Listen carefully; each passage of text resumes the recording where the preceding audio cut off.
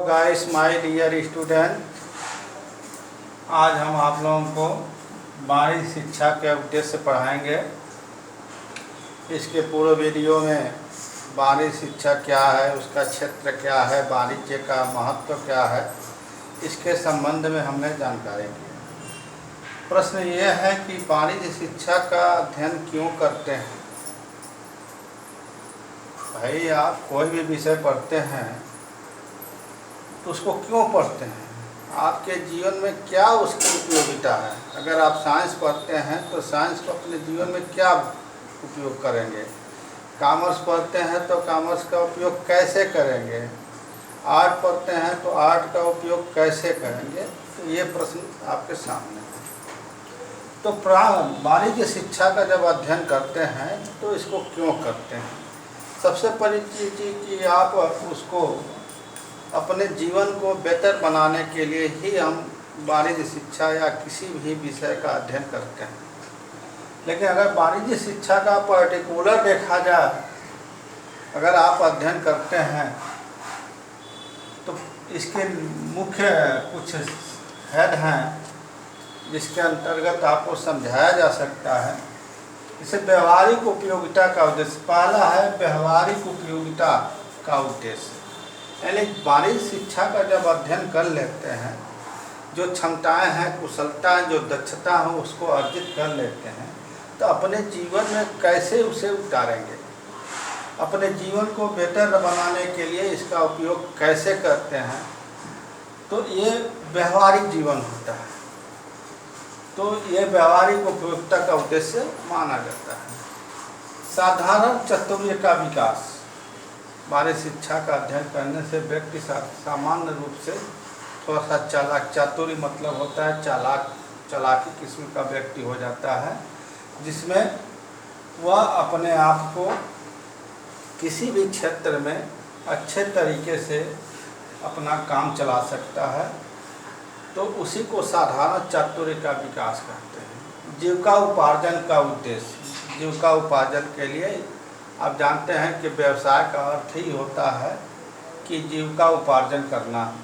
जीविका उपार्जन का मतलब ये कि एक किसान खेत में हल चलाता है, एक पेशेवर अपना पेशा का काम देखता है, तो ये जीविका उपार्जन करना होता है। तो उस जीविका उपार्जन करने में भी वाणिज्य का हम प्रयोग करते हैं।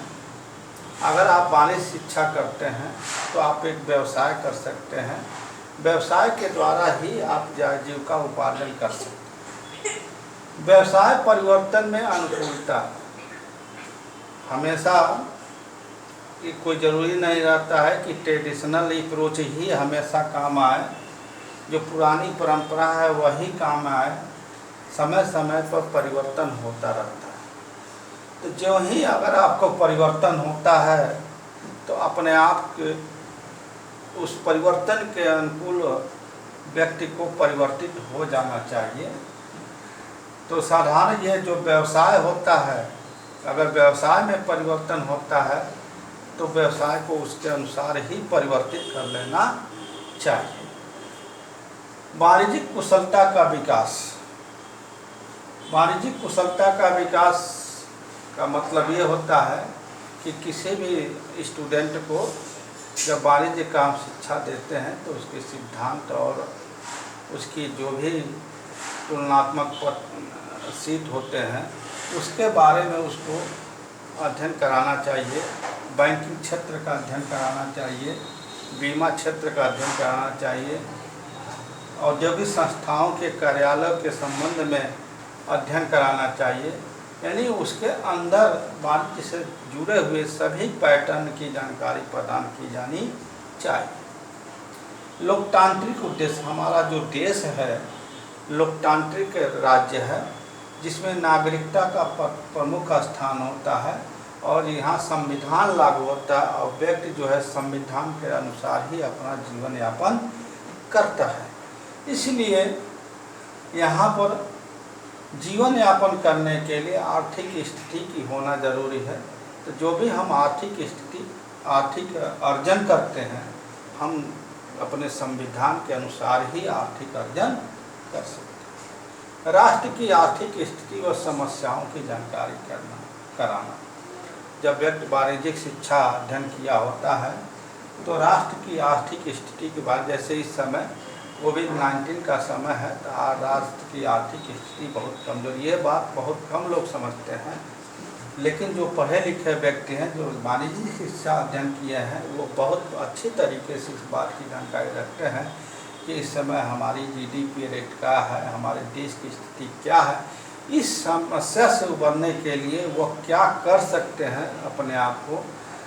तो इस चीज़ का जानकारी वाणिज्यिक शिक्षा अध्ययन करने से ही मिलती है। तर्क और निर्णय शक्ति का विकास।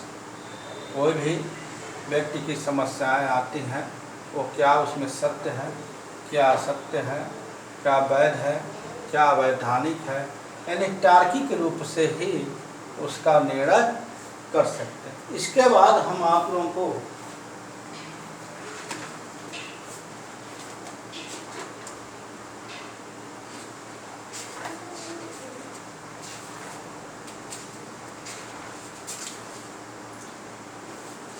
बहीखाता एवं लेखा शिक्षण के उद्देश्य बताएंगे।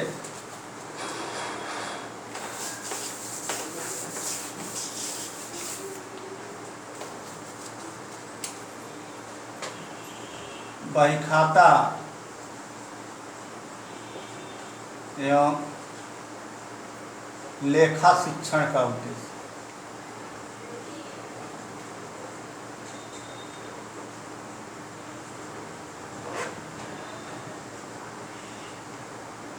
देखिए, बहीखाता एवं लेखा शिक्षण में सबसे पहला ये है, हम छात्रों को बहीखाता लेखा से के सिद्धांतों का अध्ययन कराते हैं।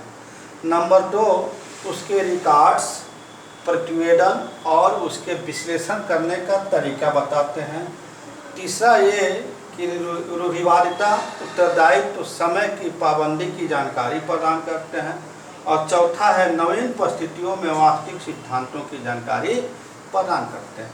तो पहला है कि जब हम छात्रों को बहीखाता में लेखा सिद्धांत, यानी हम उसके को पुस्तपालन की जानकारी प्रदान करते हैं। लेखा शास्त्र क्या है, लेखांकन क्या है, उसकी जानकारी प्रदान करते हैं।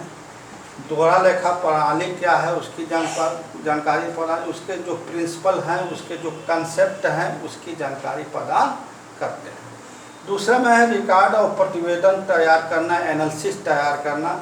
उसमें हम उसको जनएंट्री कैसे की जाती है, बहीखाता कैसे तैयार किया जाता है, ट्रायल बैलेंस कैसे तैयार किया जाता है, फाइनल अकाउंट कैसे तैयार किया जाता है, और उसके बाद वो एनालिसिस कैसे कर सकता है की जानकारी प्रदान की जाती है। रूढ़िवादिता, उत्तरदायित्व, कैसे अपनी उत्तर रिस्पॉन्सिबिलिटी वो निभा सकता है। समय की जिस भी संस्था में काम करता है, समय की पाबंदी क्या होनी, ये इस बात की जानकारी होनी चाहिए। नवीन परिस्थितियों में वास्तविक सिद्धांतों को अपनाने के लिए, नवीन जो परिस्थितियाँ होती हैं, अपने वास्तविक सिद्धांत जो डबल एंट्री सिस्टम है, उसको हम कैसे अपना सकते हैं। इसमें जो हमने आपको बताया कि रिकॉर्ड रखने में उसको डेबिट और क्रेडिट की भी जानकारी प्रदान की जाती है। इसके बाद थैंक्स।